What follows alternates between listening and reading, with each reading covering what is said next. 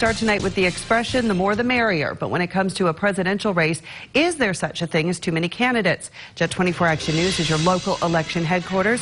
Jackie Roberts now in the newsroom with an answer. At least she's going to try to answer that question. Jackie.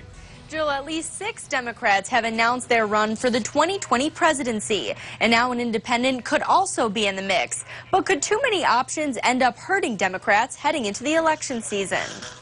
With the presidential election nearly 2 years away, a large pool of Democrats have already claimed their spot in the race. History tells us that to be an incumbent president is an advantage. So right now, if we just had one variable to consider, and that was whether or not an incumbent president was running, we would think that the incumbent was more likely to win than the challenger. But that isn't always the case. The chair of the Erie County Democratic Party says more candidates coming forward is healthy in this political climate.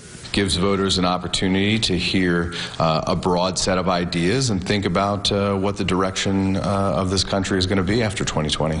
But some say that large pool of candidates could have a negative impact on the Democrats, making it more challenging for voters to stand behind one person. You always run the chance when you have a lot of candidates in a primary contest that the candidates will do a lot of damage to their friends, their ideological allies. But Wirtz says if the Democrats come together after the primary, they will have a real chance in the general election. He believes the right candidate will focus on topics like education and criminal justice reform. Having sound solutions and actionable solutions to those problems is going to be critical, and that's going to be the candidate who stands out and rises above the rest.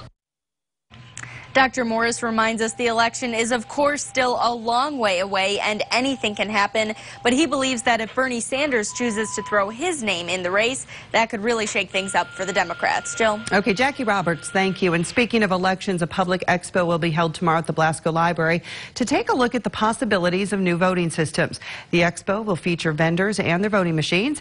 Attendees will be able to try those new machines with the vendors demonstrating and presenting the systems.